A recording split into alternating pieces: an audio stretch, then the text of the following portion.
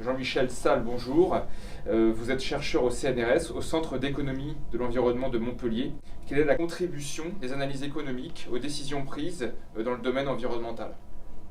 Je pense qu'on peut répondre à cette question à plusieurs niveaux.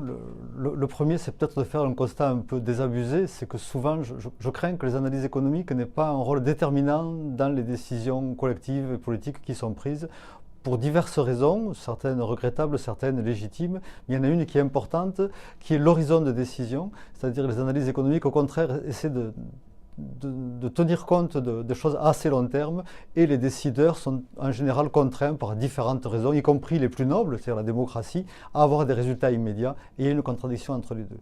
Alors, dans le domaine de l'environnement, on a une difficulté supplémentaire qui est liée au fait que toute l'économie de l'environnement académique est centrée sur les externalités, c'est-à-dire le fait que les conséquences des décisions ne sont pas toujours supportées par ceux qui les portent.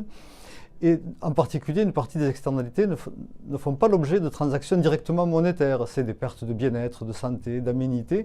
Et donc les décideurs politiques sont finalement beaucoup moins sensibles à ces valeurs qui ne sont pas marchandes, qui ne sont pas monétaires, qu'à des choses plus concrètes, et notamment en termes d'emploi. Donc c'est une raison supplémentaire que les analyses économiques de l'environnement ne jouent pas le premier rôle en matière de décision politique.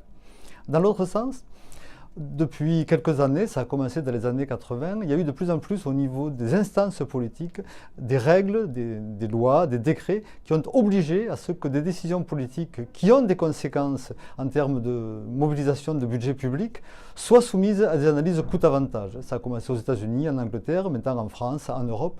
Et donc, du coup, il y a une obligation d'avoir des évaluations économiques, des analyses coût-avantage lorsqu'on met en jeu des fonds publics, notamment en matière d'environnement, y compris pour des choses peu monétaires comme la protection des espèces ou des choses comme ça.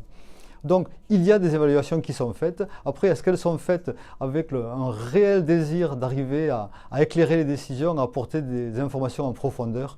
Ce n'est pas toujours le cas. Ça reste parfois un petit peu formel ou un petit peu pour aller dans le sens d'une décision qui a été prise avec d'autres considérations politiques ou pire.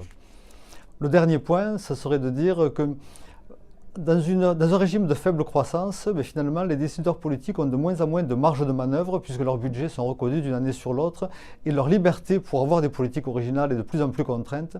Donc on peut dire qu'ils sont de plus en plus contraints à être efficaces, à avoir de l'efficacité économique, et donc on peut se dire que par ce mécanisme, de plus en plus dans le domaine de l'environnement comme dans d'autres, le poids des analyses et des évaluations économiques pourrait augmenter dans les décisions collectives.